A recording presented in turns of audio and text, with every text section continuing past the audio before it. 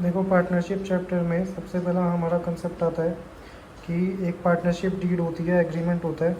और अगर वो डीड हमारी साइलेंट है, एग्रीमेंट नहीं बना है पार्टनर्स के बीच में, तो हमारा उस केस में इंडियन पार्टनरशिप एक्ट 1932 अप्लाई होता है, जो ये कहता है कि अगर किसी पार्टनर ने फर्म को लोन दिया है तो उस केस में जो फर्म है वो रेट ऑफ इंटरेस्ट पार्टनर को कितना देगी, 6% पर एनम का देगी। उसके बाद जो प्रॉफिट शेयरिंग रेशियो है वो पार्टनर्स की इक्वल होगी अगर पार्टनरशिप डीड साइलेंट है। इंटरेस्ट ऑन कैपिटल पार्टनर्स को नहीं दिया जाएगा। इंटरेस्ट ऑन ड्राइंग पार्टनर से चार्ज नहीं किया जाएगा। रेम्यूनरेशन मतलब सैलरी पार्टनर्स को नहीं दी जाएगी।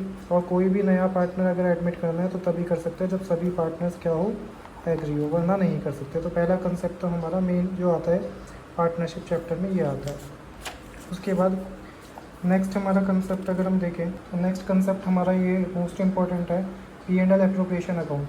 P&L एप्रोप्रिएशन अकाउंट में अगर क्वेश्चन में हमें प्रॉफिट दे रखा है तो प्रॉफिट चला जाएगा क्रेडिट साइड। उसके बाद अगर किसी पार्टनर से हम ड्राइंग के ऊपर इंटरेस्ट ले रहे हैं तो इंटरेस्ट ऑन ड्राइंग चला जाएगा क्रेडिट साइड। उसके बाद डेबिट साइड जाएगा अगर हमारा लॉस दे रखा है क्वेश्चन के अंदर। इंटरेस्ट ऑन कैपिटल अगर हमें दे रखा है तो वो भी डेबिट साइड जाएगा।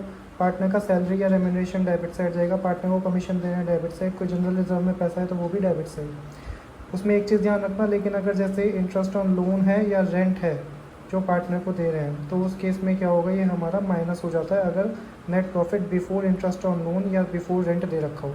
ये ध्यान रखना। डेबिट साइड बैलेंसिंग फिगर आएगी तो प्रॉफिट, और क्रेडिट साइड आएगी तो हमारी लॉस हो जाएगी।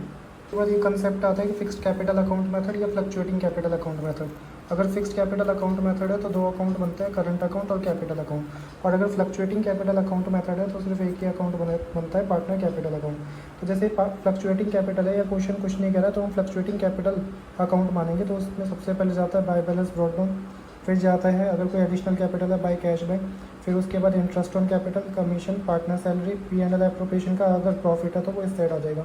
मतलब जो P&L एप्रोप्रिएशन में डेबिट साइड जा रहे थे वो उसमें क्रेडिट साइड जाएंगे। फिर अगर सपोज करो डेबिट बैलेंस है पार्टनर का तो नेगेटिव बैलेंस है डेबिट साइड जाएगा, टू बैलेंस ब्रॉट डाउन। अगर ड्राइंग्स अगेंस्ट कैपिटल कर रहे हैं, कैपिटल में से पैसा निकाल रहे हैं तो डेबिट साइड जाएगा। फिर ड्राइंग्स अगेंस्ट प्रॉफिट अगर है तो वो भी debit side, interest on drawing debit side. Profit और लॉस में अगर P&L एप्रोप्रिएशन में लॉस हुआ था तो वो इस साइड आ जाएगा। फिर बैलेंस CD आ जाएगी, बैलेंसिंग फिगर। लेकिन अगर पार्टनर करंट अकाउंट भी हम बना रहे हैं तो सपोज करो फिक्स कैपिटल अकाउंट मेथड है तो हमारा करंट अकाउंट में जाएंगी ये सारी चीज़ें। कैपिटल अकाउंट में सिर्फ हमारा जाएगा बाय बैलेंस ब्रॉट डाउन या ड्राइंग्स अगेंस्ट कैपिटल, सिर्फ यही दो चीज़ें जाएंगी हमारी अगर फिक्स कैपिटल अकाउंट मेथड है, क्योंकि बाकी सारी चीज़ें फिर किस में चली जाएंगी, करंट अकाउंट में चली जाएंगी।